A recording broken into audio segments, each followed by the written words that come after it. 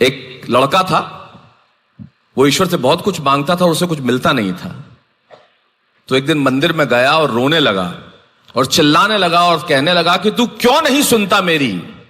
क्या दमदार मेरी दुआ नहीं है क्या? हम मांगते कहां हैं और मांगना कहां चाहिए। वो कहते हैं कि तू क्यों नहीं सुनता मेरी।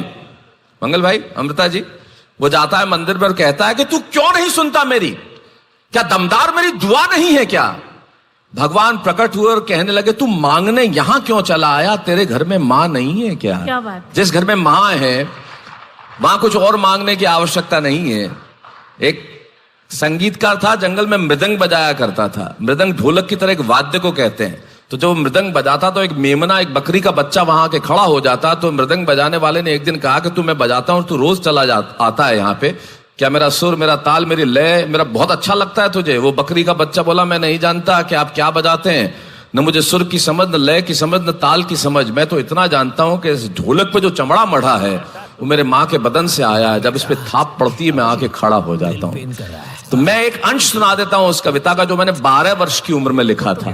तब मुझे नहीं पता था कि हम माँ को परिभाषाएं नहीं दे सकते, लेकिन तब मैंने कोशिश की थी। उसे आज खारिज करता हूं। हम माँ को परिभाषाएं देने वाले कौन?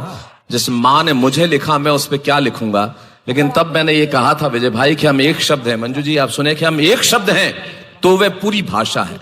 मेरी माँ विकलांग है 1988 से और जोधपुर में रहती हैं। और आप यकीन माने विजय भाई, ये जानने वाली बात है और आपके लिए मंजू भाई जितनी मात्र शक्ति यहाँ बैठी है उनके लिए जानने वाली बात है। वो विकलांग है 1988 से और मैं दुनिया के किसी भी हिस्से में क्यों ना हूँ, सिंगापुर और हिंदुस्तान में तो 2.5 घंटे का फर्क है। मैं अमेरिका में भी शो करता हूँ, न्यूजीलैंड में भी करता हूँ, ऑस्ट्रेलिया में भी करता हूँ, पूरी दुनिया में घूमता हूँ। रात को 3 बजे भी शो खत्म होता है और शो शुरू होने के पहले मैं मेरी माँ को फोन करता हूँ, शो खत्म होने के बाद मेरी माँ को फोन करता हूँ और वो रात को 3 बजे। बड़ी बात ये नहीं है कि शैलेश रोड़ा स्टार बन गए इतने बड़े और अपनी माँ को फोन कर रहे हैं। बड़ी बात ये है कि इस उम्र में भी दोनों बैसाखियों पे चलने वाली वो महिला रात को 4 बजे भी अपने बेटे के फोन का इंतजार करती है, फिर सोती है।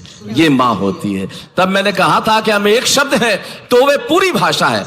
ये सखी अवार्ड है, पूर्वा यहाँ बैठी है, मैं आप सबको समर्पित करता हूँ। आप माँ है, अमृता जी आप भी माँ है, तो समझती हैं हम एक शब्द हैं तो वे पूरी भाषा है।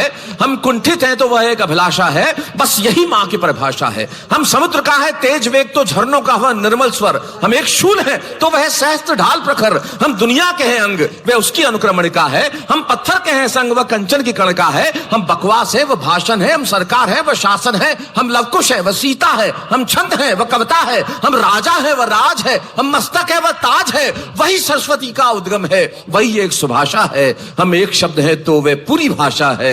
हम कुंठित हैं तो वो एक अभिलाषा है, बस यही माँ की परिभाषा है। बस यही माँ की। बहुत सुंदर।